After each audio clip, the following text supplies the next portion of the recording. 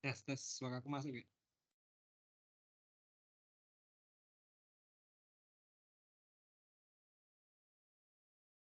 Ini mungkin banyak agak telat dikit tadi soalnya jam 15.45 masih agak sepi. Nah, ini kita langsung mulai aja. Ya, gak usah lama-lama. Assalamualaikum warahmatullahi wabarakatuh. Perkenalkan, namaku Faizal Husain Adiasa. Pada kesempatan kali ini, kita akan belajar mengenai SQL Query.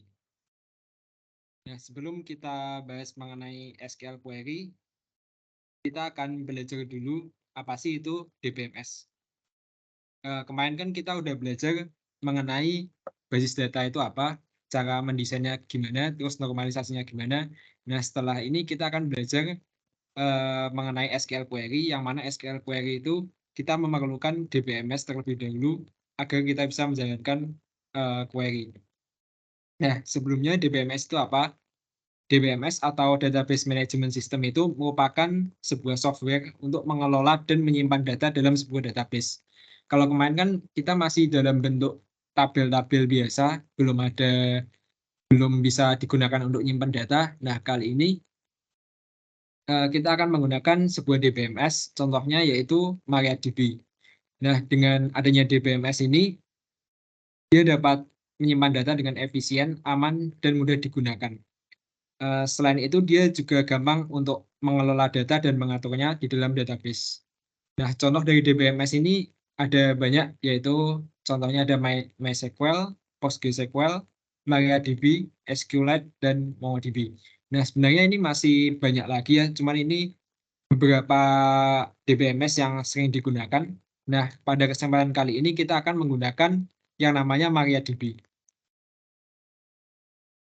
Selanjutnya, kita akan membahas apa itu SQL Query. Nah, apa sih SQL Query? SQL Query itu merupakan bahasa untuk mengakses, mengelola, atau memanipulasi data dalam sebuah database. Khususnya pada kasus ini yaitu pada DBMS MariaDB. Nah, dengan SQL Query ini kita bisa mengambil data, menyisipkan data, memperbarui data, dan menghapus data, dan melakukan berbagai operasi lain di dalam database. Nah, di dalam SQL Query ini, pertama itu kita dapat membuat database terlebih dahulu. Untuk membuat database, kita perlu menggunakan query create database, terus ini ada nama database-nya apa. Tapi kali ini kita bakal menggunakan yang namanya SQLite Online, jadi kita nggak akan bikin database-nya terlebih dahulu. Jadi di sini kebetulan kalau kita kunjungi websitenya SQLite Online, itu udah ada, kita tinggal milih aja kita mau pakai DBMS apa. Contohnya di sini ada SQLite, MariaDB, PostgreSQL, dan MS SQL. Nah, di sini udah dibikin database-nya apa, jadi kita nggak perlu create database terlebih dahulu.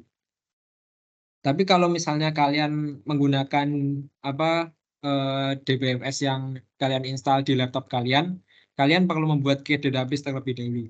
Nah, setelah kalian membuat database, kalian dapat memilih database-nya dengan cara use nama database. Misal kita akan membuat database e-commerce ya.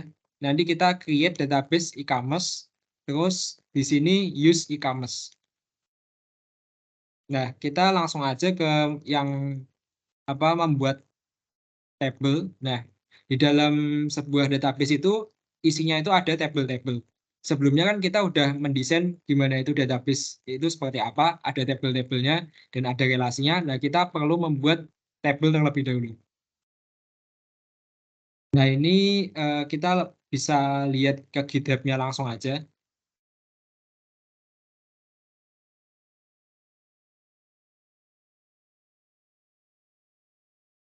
Nah, kita bisa lihat langsung ke GitHub-nya.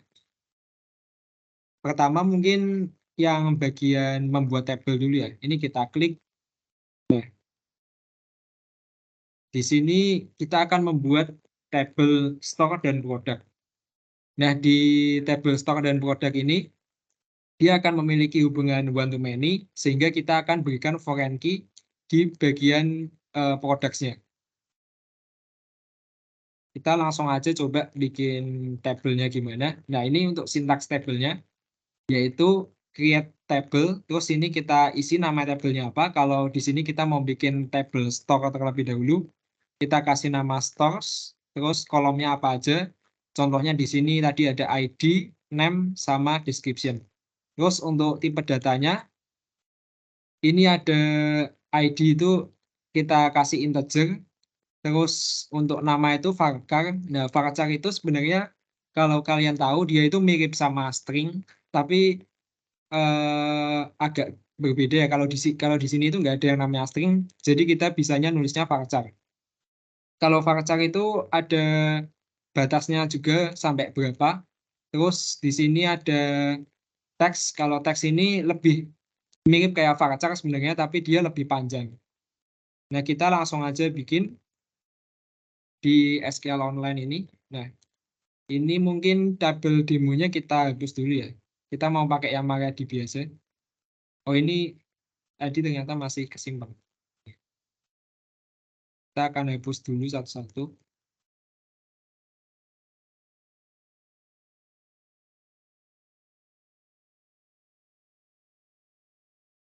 Nah, di sini kita akan coba bikin sebuah tabel store.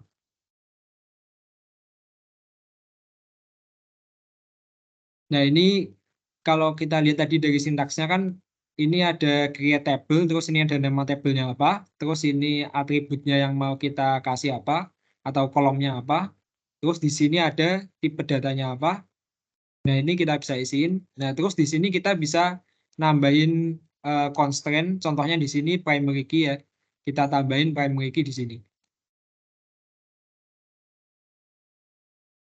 Nah, ini kita langsungkan aja. Terus cara ngeceknya gimana? Kalau tabelnya itu udah ada, kita bisa pakai yang namanya describe stocks.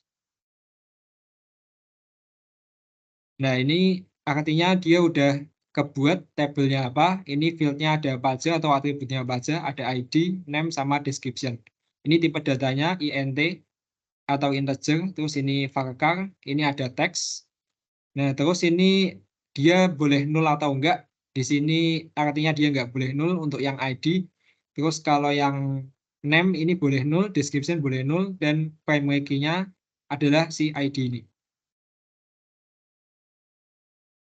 Nah, terus di sini kita mau bikin satu tabel lagi ya, yaitu tabel produk. Isinya ada ID, name, description, jumlah stok, terus harganya berapa, terus ada satu atribut untuk foreign key ya, namanya store ID. Nanti dia akan berhubungan dengan si store.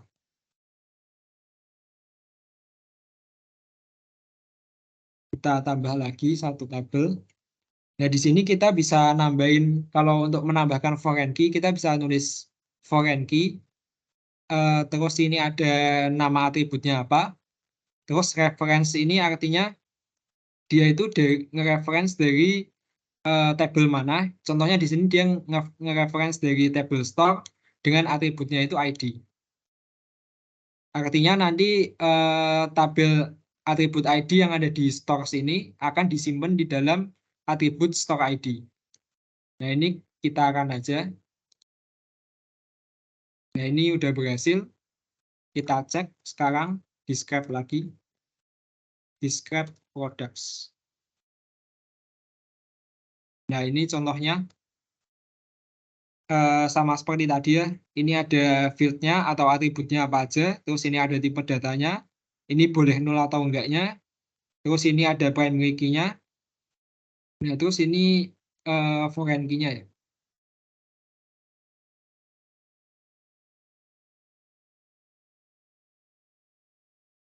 Nah, setelah itu setelah membuat tabel, kita dapat memperbarui tabel yang ada. Semisal kita melakukan kesalahan atau kita dalam membuat software, misalnya kan kita udah bikin dulu tabelnya apa aja. Nah, terus di kemudian hari ada apa namanya dari pemilik bisnisnya, misal minta ada update software kita, terus kita perlu memperbarui database-nya, kita bisa nambahin memperbarui tabelnya juga. Nah, itu caranya kita menuliskan alter table, terus nama tabelnya apa. Nah, terus ini ada operasinya apa. Contohnya di sini kalau kita mau nambahin kolom baru, berarti kita tambahin tulisan add, terus di sini ada kolom, terus ini ada nama kolomnya apa, dan tipe datanya apa. Nah, ini kita coba aja ya. Kita lihat dari kode GitHub aja. Di sini ya, mengubah tabel nih.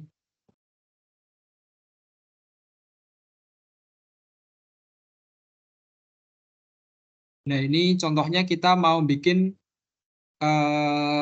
atribut baru atau kolom baru, namanya created add. Kita isi, kita buat. Nah, untuk sintaksnya seperti tadi ya, kita bisa tuliskan alter table, terus ini operasi alternya itu apa.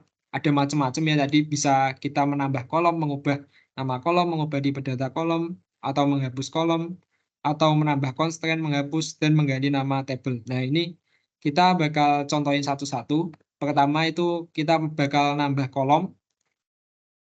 Caranya seperti ini, kita nambah kolom, kolomnya created add, tipe datanya date, terus ini default, artinya kita akan menentukan nilai defaultnya itu apa, yaitu current date.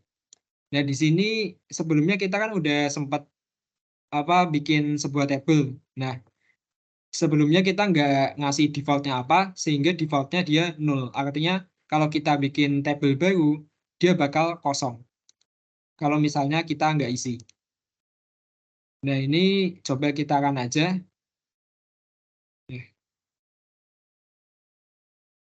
Oke.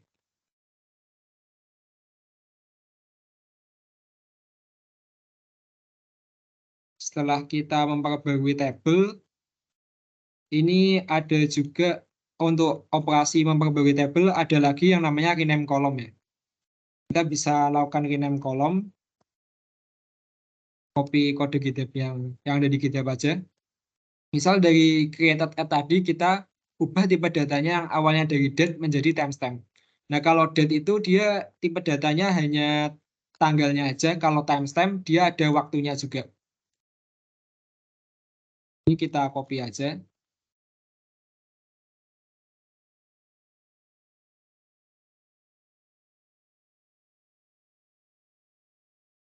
Nah, ini udah berhasil. Coba kita describe lagi.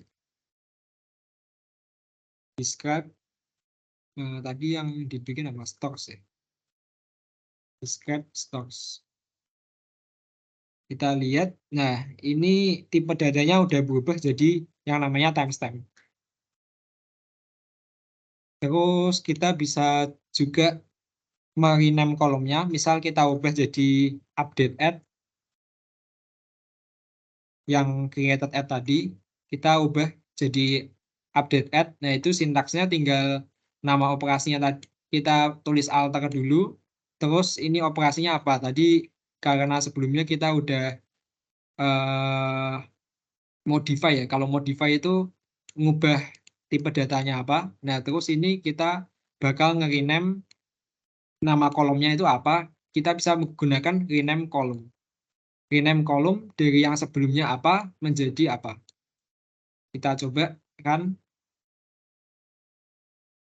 Nah, kita setelah ini bisa lakukan describe lagi. Kita cek apakah udah berubah.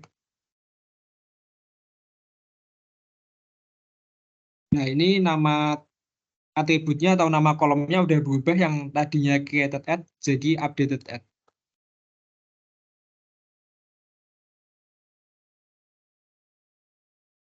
Terus kita juga bisa ngehapus kolomnya. Misal kita mau ngehapus kolomnya, kita bisa menggunakan sintaks seperti tadi, alter table. Terus ini operasinya apa? Yaitu drop kolom. Drop kolom, terus di sini ada nama kolomnya itu apa. Kita bisa copy aja.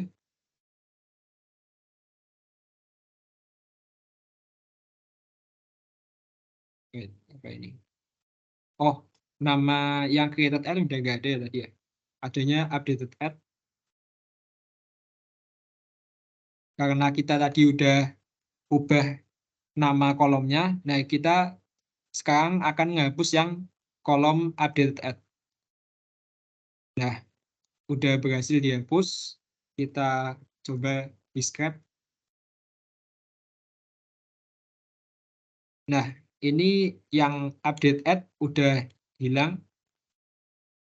Sekarang kita akan nyoba yang lain lagi. Kita akan menambahkan sebuah constraint. Nah, jadi kalau dalam basis data itu, dalam kita bikin table itu, kita bisa nambahin sebuah constraint. Bisa aja constraint-nya itu ada primary key, terus foreign key, ada juga unique. Nah, kalau unique ini artinya dia harus unik ketika kita menambahkan sebuah nama. Kalau dalam contoh ini kita akan membuat constraint unik pada pada atribut nama, sehingga nanti kalau kita pertama masukin namanya store A, terus nanti masukin lagi store A, dia nggak bakal bisa. Dia bakalan error, sehingga kita harus ganti lagi yang nama yang tersedia, harusnya kita bisa masukin, kalau kita masukin store B, itu masih bisa karena store B belum ada di dalam table. Nah, ini contohnya kita akan bikin constraint. Kita copy aja ini. Nah, untuk membuat constraint kita tinggal tambahin operasinya itu add constraint. Terus di sini ada nama constraint-nya itu apa. Terus di sini ada jenis constraint-nya tadi, yaitu contohnya di sini unique. Terus yang kita mau jadiin constraint kolom yang mana, yaitu kolom name. Ini kita akan aja.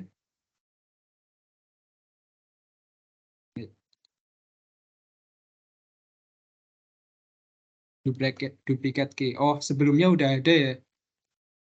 Kita hapus dulu mungkin.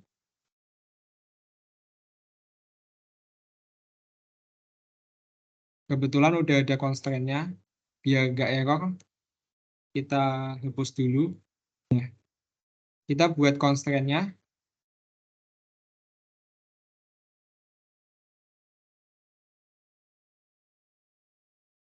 Nah, ini coba kita describe, nanti bakal muncul unique.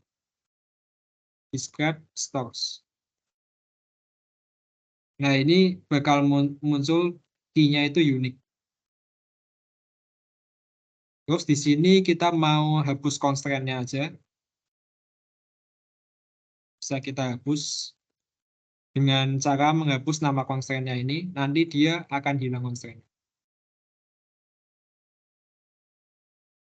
Kita describe lagi. Store. Nah, ini constraint-nya pada field name udah hilang.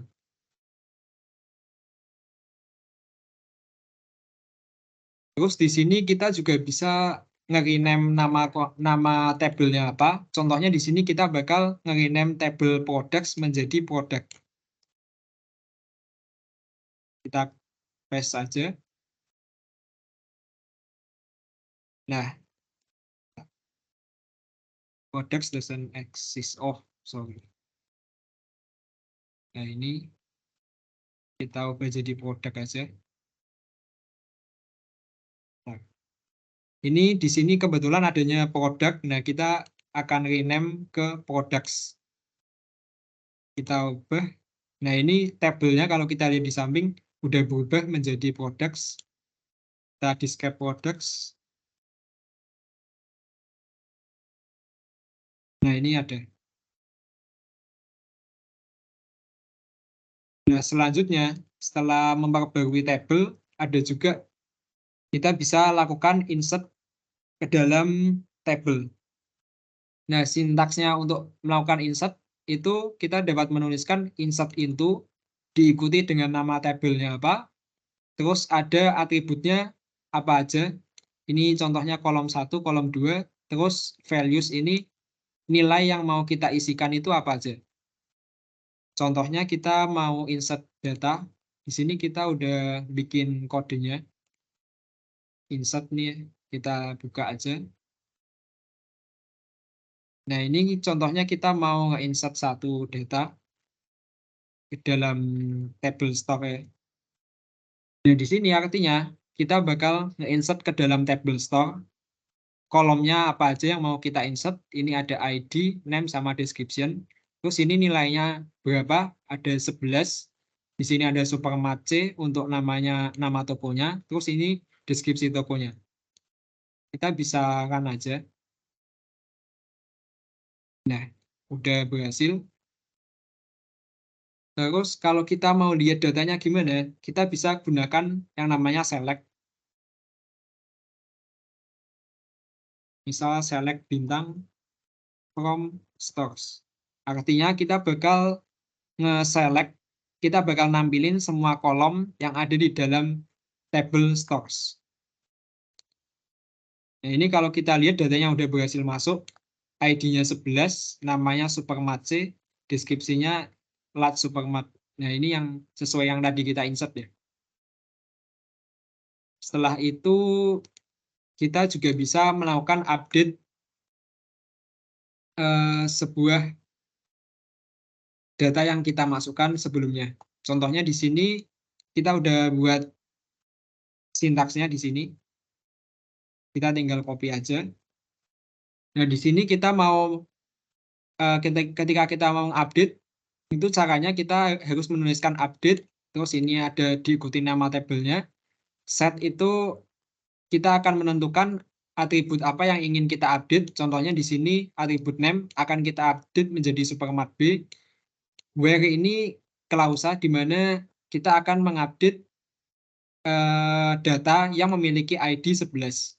Nah, untuk penjelasan where itu seperti apa nanti kita akan bahas lebih lanjut. Nah, untuk where ini, kalau kita misalnya nggak kasih where di update ini cukup berbahaya karena kita akan nge-update semua data yang ada di dalam tabel. Nah, makanya itu kita perlu kasih where supaya tidak mengupdate semua data yang ada di tabel. Contoh, di sini kita mau update yang ID-nya 11, ini kita akan ubah menjadi Supermart B. Kita akan aja. Oke, kok bisa? Oke, udah jalan. Kita coba select bintang lagi. Select bintang from stocks. Nah, ini udah muncul. Datanya udah berubah jadi Supermart B.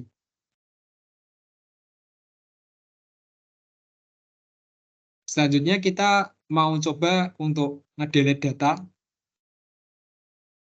Nah, untuk ngedelete data kita tinggal nulisin aja delete from tabelnya, tabel apa yang kita mau delete. Contohnya ini kita mau ngedelete di table store. Terus kita kasih kondisi yang mau kita delete itu apa. Nah, contohnya di sini kita bakal ngedelete yang ID-nya 11.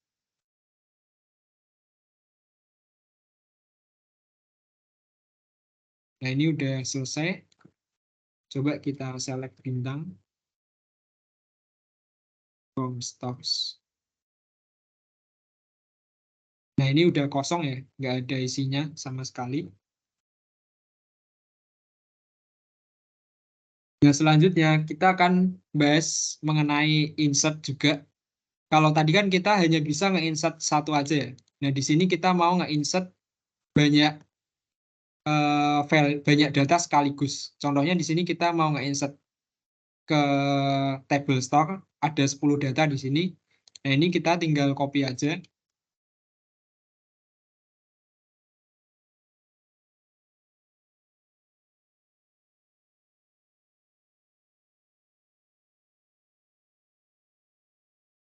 Nah, ini udah berhasil ke-insert.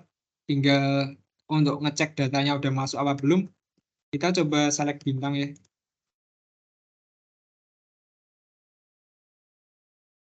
Nah, ini datanya udah masuk, ada 10 data sesuai dengan yang kita insert tadi.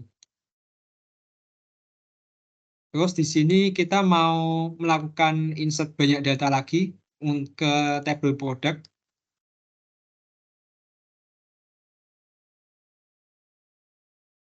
Kita insert, langsung aja jalanin. Terus kita select bintang buat ngecek datanya udah masuk apa belum.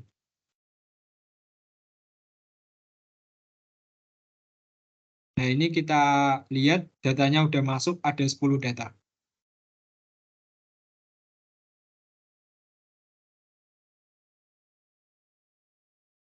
Nah, setelah kita belajar insert, update, dan delete, nah, tadi sebenarnya kita udah sempat ngebahas mengenai select. Nah, select itu digunakan untuk menampilkan sebuah data. Tadi sebelumnya kita melakukan select bintang. Select bintang itu artinya kita akan menampilkan seluruh kolom dari tabel mana. Nah, untuk sintaksnya select itu sebenarnya seperti ini ya. Ada select, ini kolomnya kita bisa tuliskan kolomnya itu kolom mana aja yang kita ingin tampilkan. Terus kita bisa ikuti dengan from, terus ini kita akan menampilkan data dari tabel mana. Kita bisa lihat yang bagian select ini. Nah, contohnya ini kita bakal nge-select ID, name, description dari tabel stock. Kita akan aja.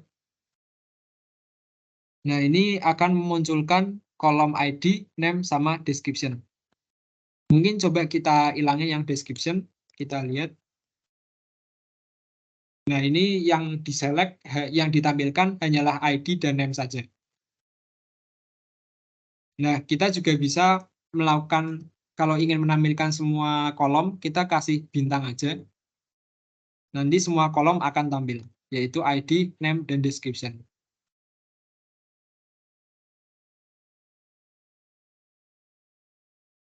Nah, setelah kita belajar select, ada yang namanya where clause.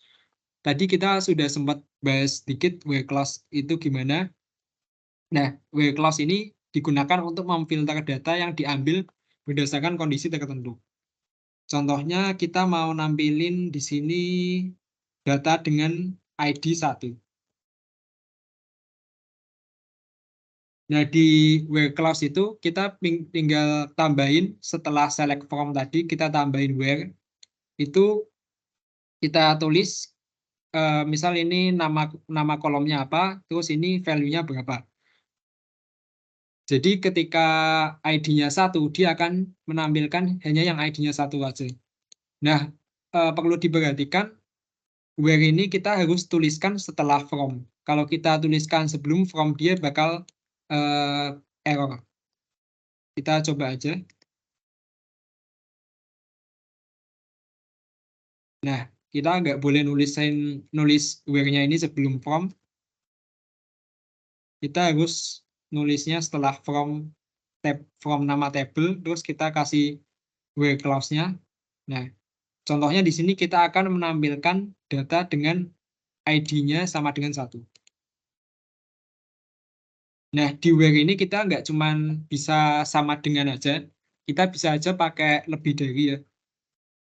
Misal ID lebih dari 1, berarti nanti yang tampil adalah ID dari 2 sampai 9. Kita cobakan. Nah, kita lihat yang ID 1 nggak tampil, sehingga yang tampil hanya ID dari 2 sampai 10. Oh, sorry, 10 data ya tadi. Berarti sampai 10.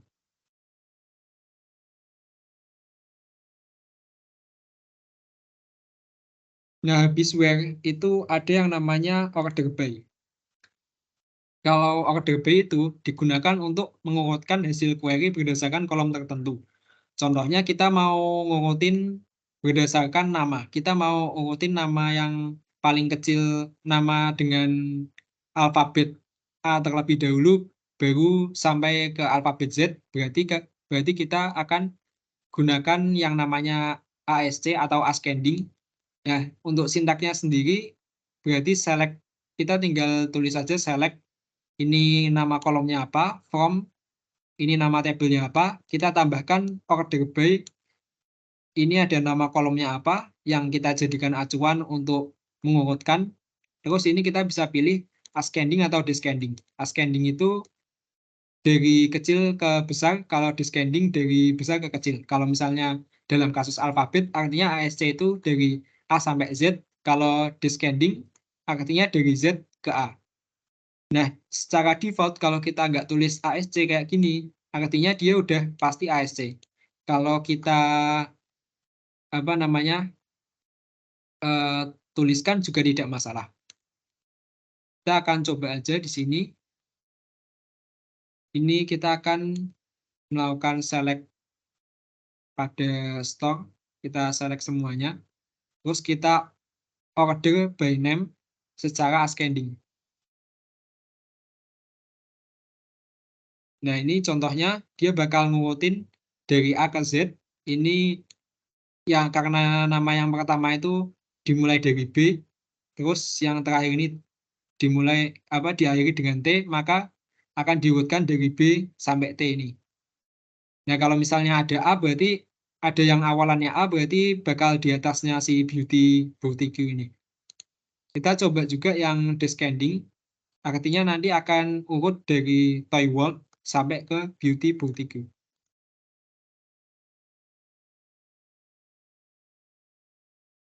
Nah, ini akan mulai dari Toy World ya.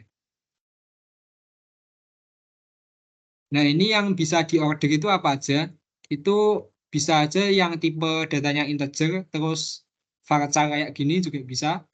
Terus bisa juga pada tanggal, jadi bisa ngurutin dari tanggal terbaru sampai tanggal terlama, atau tanggal terlama sampai tanggal terbaru. Nah, ini aku contohin yang tipe datanya varchar tadi. Dia akan ngurutin, kalau misalnya ASC berarti A sampai Z. Kalau descending berarti dari Z ke A.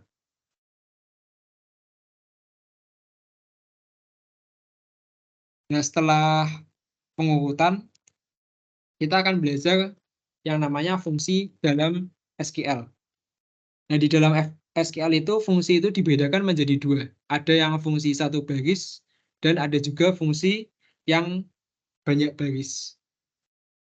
Ini bukan fungsi dua baris, fungsi banyak baris. Nah, kalau fungsi satu baris itu apa? Fungsi satu baris itu dia akan bekerja pada baris datanya itu secara terpisah dan menghasilkan hasil untuk masing-masing baris secara independen. Nah, fungsi baris ini biasanya digunakan untuk mengubah format data atau menghitung ekspresi matematika atau manipulasi string, dan lain-lain. Contohnya itu ada upper, lower, round, substring, dan masih banyak lainnya. Cuman di sini aku bakal nyontohin yang upper. Nah, kalau kalian penasaran fungsinya itu bisa apa aja, kalian bisa kunjungi ke dokumentasi masing-masing DBMS-nya. Misal kita pakai MariaDB, jadi kita MariaDB function, yang mungkin ini aja, fungsi MariaDB.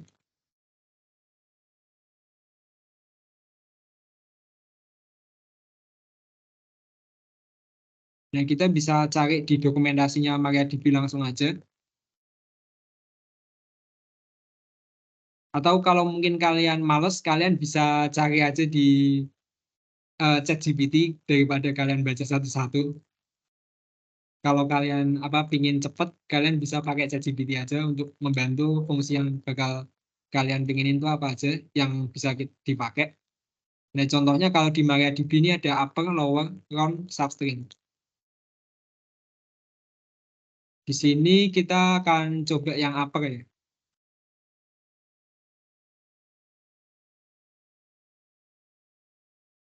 Kita akan coba upper.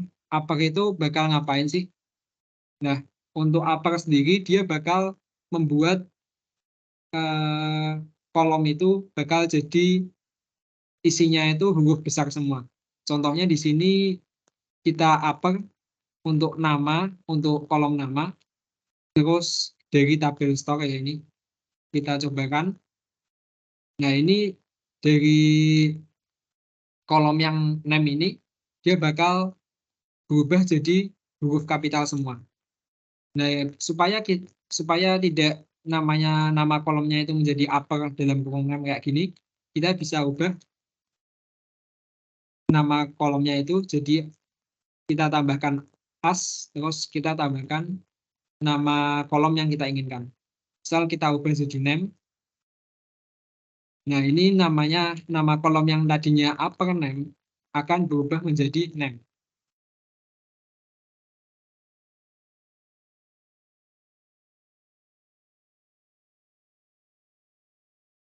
Nah, itu contohnya untuk yang fungsi satu baris, jadi dia bakal ngubah untuk masing-masing baris ya. Nah, selanjutnya ada fungsi yang multiple baris. Ya, ini sebenarnya bukan dua baris sih, multiple baris. Nah, ini fungsi banyak baris itu, nah, yang enggak salah.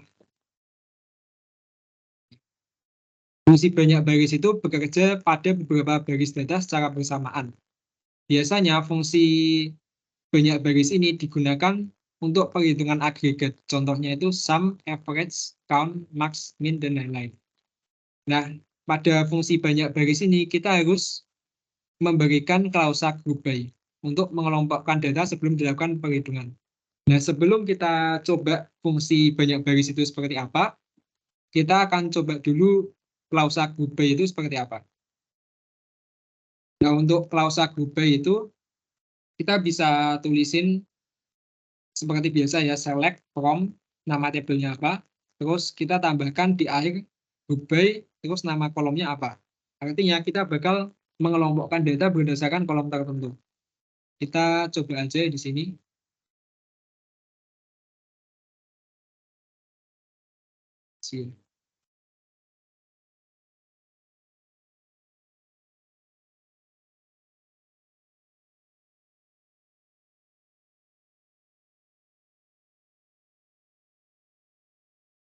Nah, terus kita tinggal select, kita tinggal tulis aja seperti ini, misal kita copy aja yang ini. Mungkin kita nggak usah pakai ini dulu ya.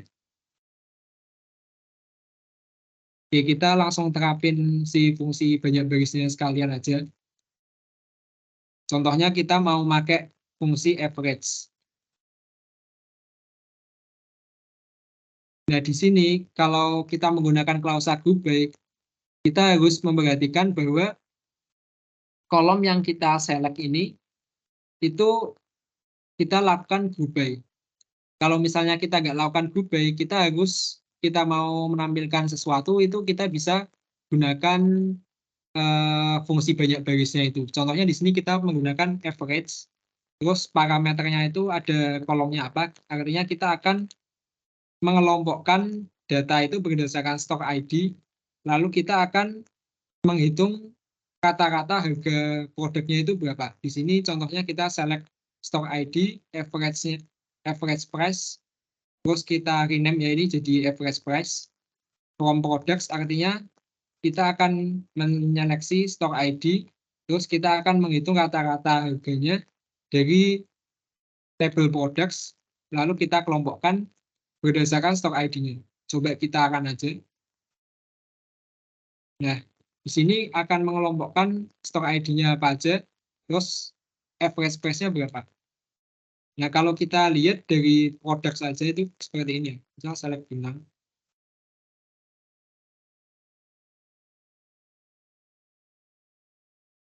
Nah, kalau kita lihat dari produk itu kan datanya seperti ini ya.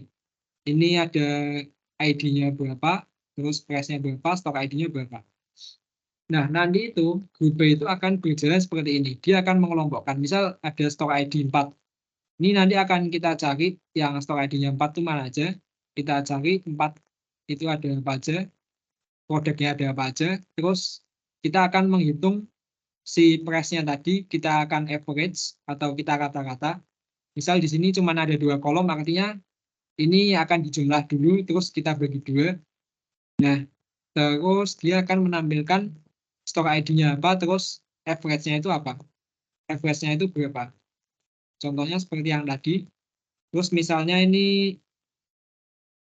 kita apa namanya ada yang stok ID-nya 6.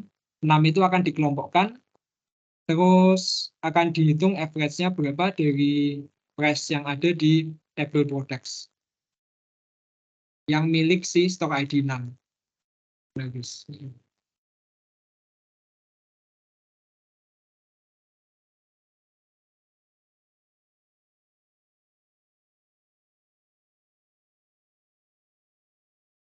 Nah, biasanya fungsi-fungsi banyak baris ini digunakan kalau kita ingin membuat sebuah rekap data pada aplikasi. Misal kita mau ngelihat, oh total penjualannya itu berapa, terus jumlah produk yang dijual itu berapa gitu. Kalau misalnya kita mau ngitung jumlah produk yang dijual, berarti kita bisa pakai count mungkin ya. Count sell ID.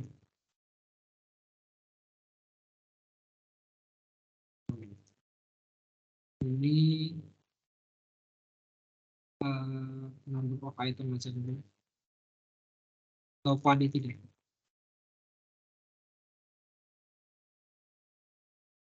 Nah ini contohnya si store ID 3 dia menjual satu produk, terus store ID 4 dia menjual 2 produk, terus store ID 5 dia menjual satu produk. Kalau nggak percaya kalian coba aja lihat ketika select bintang from products. Nah ini kita bisa lihat yang store ID-nya 4, ini kan dia ngejual 2 produk. Terus yang 3 tadi ngejual satu produk. Nah, seperti itu penerapannya.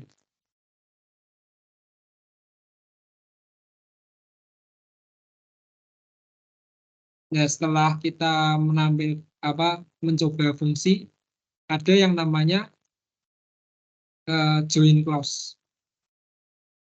Karena si store dan si produk itu memiliki entitas terpisah, nah kita itu dan dia itu memiliki relasi, kita itu dapat menggabungkan dua buah tabel itu secara bersebelahan supaya kita bisa mengetahui, misal produk itu dijual oleh toko mana sih?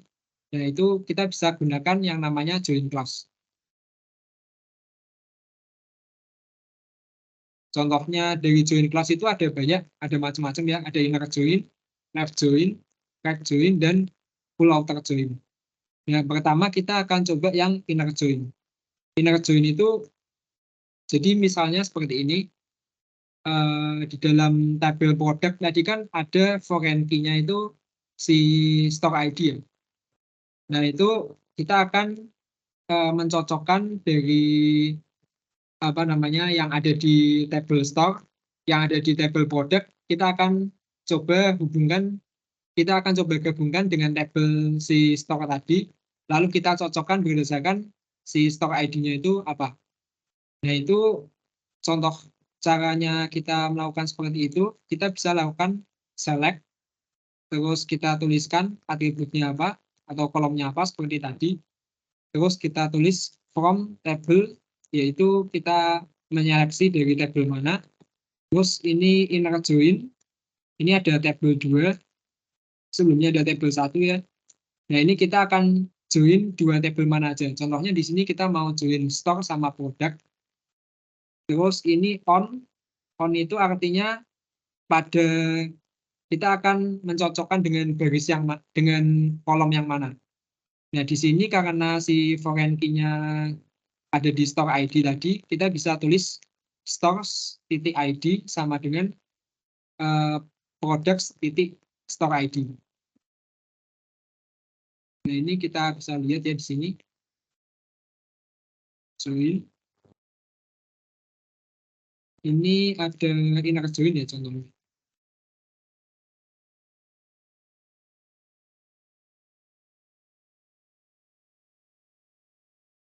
Nah, ini ada inner join. Jadi pertama di sini ada on itu, jadi kita ingin mencocokkan tabel yang atribut yang mana dengan atribut yang mana. Kita langsung coba dulu aja deh, biar kita nggak pusing. Maksudnya itu gimana? Banyak.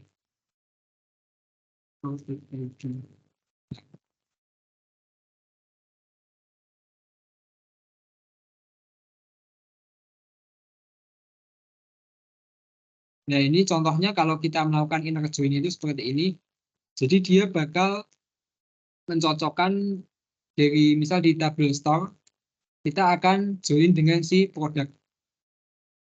Nah, kita akan ngocokin di produk itu ada store ID apa aja, kita akan gabungin dengan cara mencocokkan store ID-nya. Misal di sini si store itu ada macam-macam ya. Tadi kalau kita select bintang,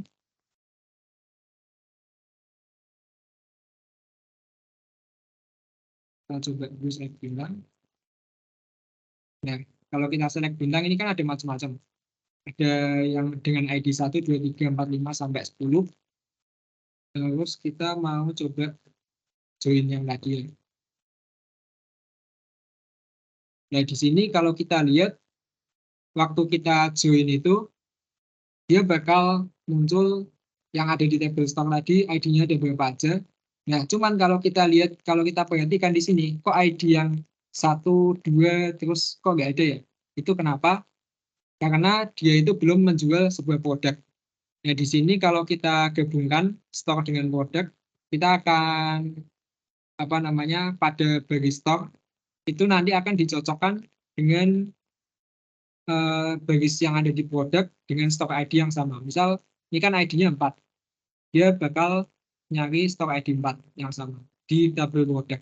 Nanti dia kayak barisnya itu bisa nyocokin sendiri sama si baris atau data-data yang ada di dalam store yang ID-nya itu 4. Sesuai dengan store ID-nya. Karena store ID ini kan berrelasi dengan si ID ya. Nah, pasti hasilnya akan seperti ini. Jadinya nanti kita bisa lihat, oh toko si dengan ID 4 itu jual apa aja sih. Di sini kita lihat toko dengan ID 4 itu jual laptop, terus dengan ID 4 jual lagi smartphone. Terus ini ada fashion Z ini dengan ID 3 jual t-shirt. Nah, kayak gitu.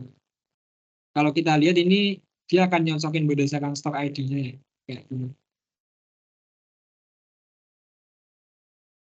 Terus ada juga yang namanya left join. Nah, kalau left join itu seperti apa? Kalau tadi kan misal ada data yang misal dia nggak punya produk, dia yang nggak punya produk itu nggak bisa ditampilin. Nah, kali ini kita ingin nampilin semua toko, tapi yang meskipun dia nggak punya produk, tetap kita tampilin. Nah, itu caranya kita bisa menggunakan yang namanya left join.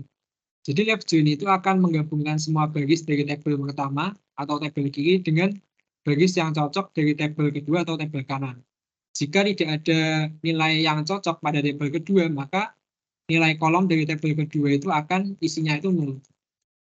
Kita akan coba langsung aja. Ini left join.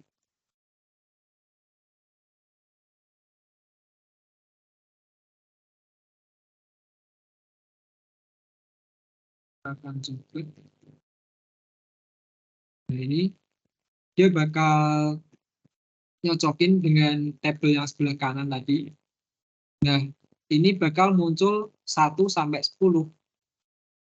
Meskipun dia nggak punya produk, dia tetap ditampilin. Kalau left join itu jadi seperti itu. Misal yang kalau produknya kosong, dia bakal ditulisin 0 semua. Terus ada juga yang namanya rect join. Kalau rect join ini kebalikannya. Ya, kalau rect join itu kebalikannya.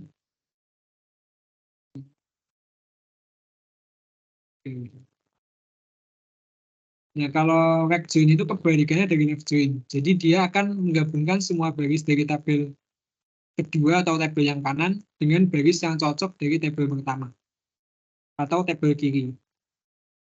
Kalau nggak ada kunci yang cocok pada tabel pertama, maka nilai kolom dari tabel pertama itu akan nilainya 0. Contohnya di sini mungkin yang produk ya. Kita akan coba ini rect join.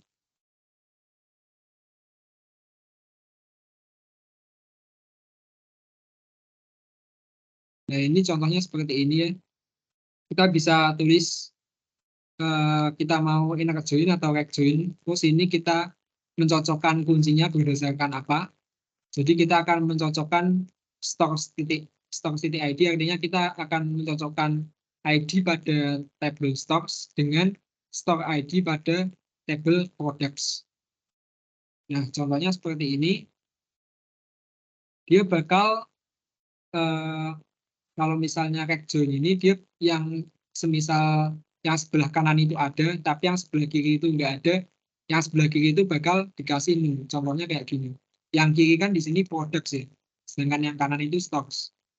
Nah, di yang sebelah kanan itu kan ada value-nya, ada ID 1 sama 2. Nah, ID 1 sama 2 itu kan belum punya si products tadi. Makanya si products ini diisi 0. Karena memang tidak ada products yang dijual oleh ID 1 dan ID 2. Toko dengan ID 1 dan toko dengan ID 2. Seperti itu. Nah, terus kita juga bisa nampilin dua-duanya. Misal pulau terjoin ya, kita bisa nampilin yang dua-duanya sama-sama 0, kita bisa tampilin. Nah, cuman sayangnya kalau di MariaDB itu nggak ada, nggak bisa kita lakukan pulau terjoin. Nah, cara untuk melakukan pulau terjoin kita bisa lakukan union. Tapi kalau di DBMS lain, contohnya Oracle atau di PostgreSQL, itu kita bisa lakukan pulau terjoin. Caranya kita tinggal ubah aja yang tadinya misal rect join atau left join menjadi full join. Ya, gitu. Nah, ini sintaksnya itu sebenarnya beda-beda ya. Bisa aja di DBMS lain itu nggak full join atau apa. Nah, itu bisa aja seperti itu. Nah, ini kita nggak akan praktekin yang full outer join karena emang di MariaDB kebetulan nggak ada. Nah, terus contoh penggunaan lainnya, misalkan tadi kita lakukan group by ya, berdasarkan stock ID. Kita mau lihat average price-nya yang dijual pada produk, pada store yang dimiliki itu, produknya itu jual barang dengan harga rata-rata itu berapa aja. Tapi kan tadi kan kalau kita lakukan group by itu kan baru kita hanya memunculkan ID-nya aja. Nah, kita akan coba gunakan pulau terjoin buat nampilin, kita akan gunakan si inner join buat nampilin si apa namanya, nama tokonya. Nah, ini kita copy aja. Nah, di sini kita bisa melakukan select store ID, terus nama store-nya apa, terus ini ada average product. Nah, ini adalah rata-rata produk yang dijual apa dari table store. Lalu dari table store kita lakukan inner join dengan si table products. Dengan kita cocokkan pada dengan kolom ID pada stocks, terus kolom stock ID pada products. Kita akan aja. Nah, ini kita bisa lihat barang yang dijual apa aja. Terus di sini kita lakukan group by ya tadi berdasarkan stock ID. Terus kita group by juga berdasarkan stock name. Nah, kalau kita menggunakan group by, kita artinya perlu menuliskan kalau kita misalnya ingin menyeleksi kolomnya itu kita perlu menuliskan tambahan group by seperti ini. Di group by-nya kita bisa tambahkan kolomnya mana.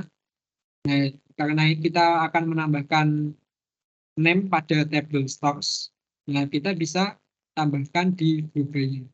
Kalau misalnya kita nggak kasih, misal kayak gini, dia bakal error.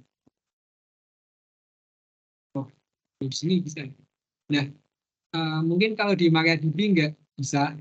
Mungkin kalau di MariaDB masih aman-aman aja. Cuman kalau setahu ada beberapa DBMS itu dia emang harus di group by-nya itu harus dikasih. Kalau nggak salah itu Oracle ya. Kalau di MariaDB itu mungkin bisa kayak gini.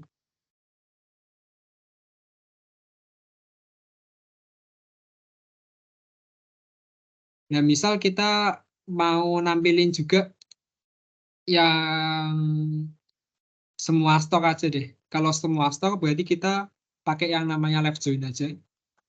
Artinya meskipun dia nggak punya produk, kita akan tetap tampilin. Karena di sini cuma tampil dari 3 sampai 10 aja. Kita akan tampilin semuanya coba.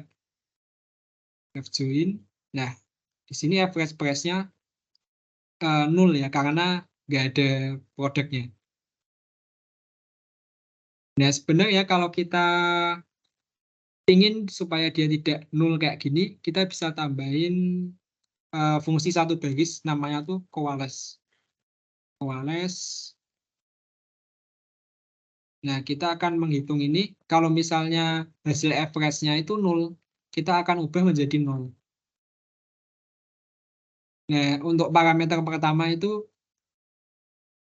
dia kalau misalnya di sini itu 0, dia akan diubah menjadi ke parameter keduanya. Nah, ini kalau setelah kita coalesce, dia jadinya 0, nggak 0 lagi. Nah, gitu teman-teman.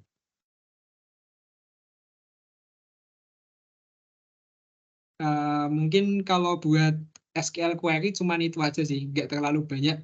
Jadi itu materi basic-basicnya. Yang selebihnya itu biasanya kita cuma tinggal belajar mengenai fungsi-fungsi yang ada. Misal tadi ada coalesce, terus ada upper, terus ada average, dan lain-lain. Nah, itu kalian bisa baca di dokumentasi dari DBMS-nya, karena kalau kita bahas semuanya itu terlalu banyak. Nah, basic-basicnya itu ya ini tadi, kita bisa nge-insert, update, delete, terus kita nampilin datanya, terus kita bisa lakukan group by, terus kita order, kita urutkan dari mana ke mana, dari kecil ke besar, besar ke kecil, terus kita bisa lakukan join table atau penggabungan table. Nah, kalau join ini tadi perlu kita ingat, joinnya itu dia akan berada di sebelah kanan sebuah tabelnya itu. Nah, kalau kita lakukan join itu biasanya kita perlu yang namanya foreign key supaya dia sebagai kita untuk mencocokkan ini. Nah, terus kalau misalnya kita mau gabungin tabel ke bawah, itu kita bisa pakai yang namanya union. Mungkin sekalian aja lah yang union. Sorry, kenapa nih?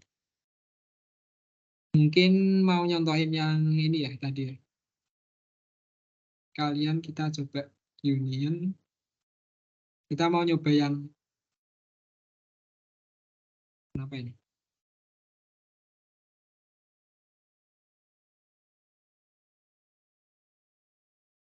Wait. Kepencet. Nah, guys, ini cara baiknya gimana ya?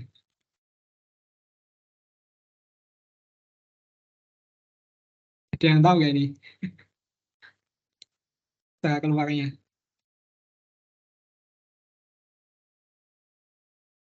Waduh,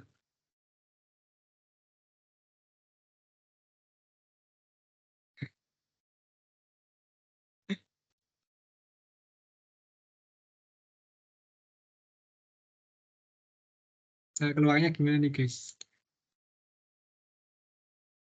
Kok nggak bisa? Mau nyontoin nggak bisa nih. Ada yang tahu nggak? Kalau ada yang tahu bisa on mic dong. Biar nggak usah keluar mic.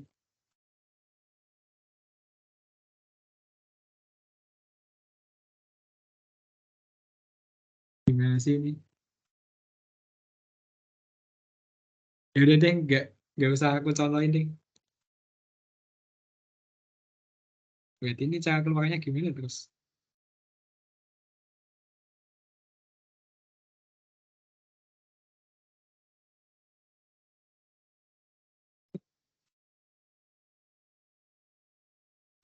Oh, udah bisa. Oke, kita lanjutin lagi. Kita coba union.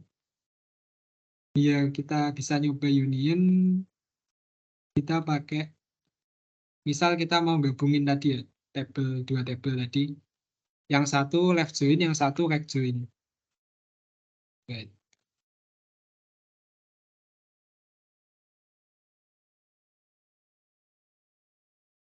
Ini mungkin gini aja. Kita select bintang aja.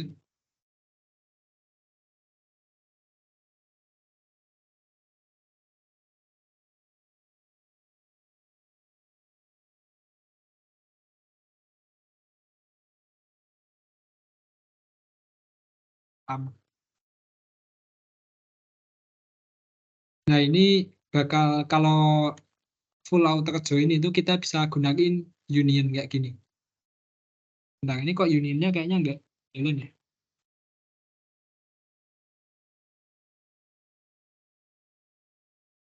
Wait.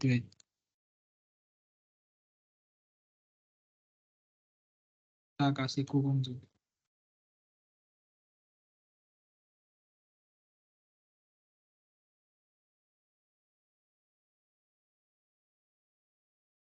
Hmm, aku agak lupa sintaks union.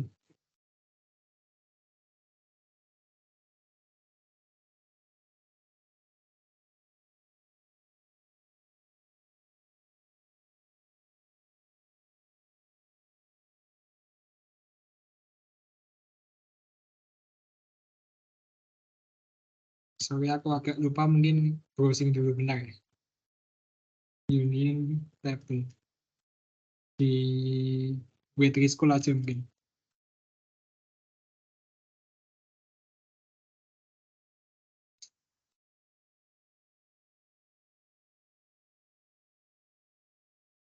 Oh, kita tambahin union all coba.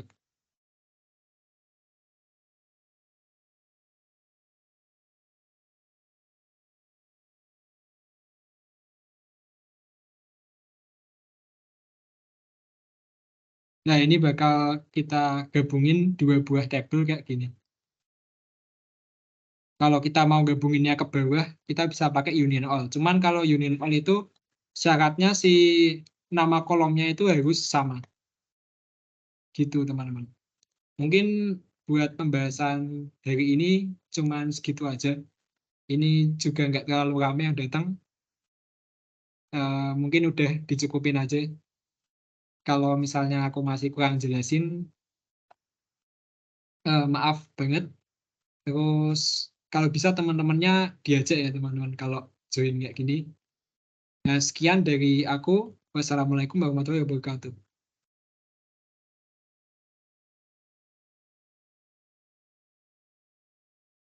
Ini aku end meet aja ya.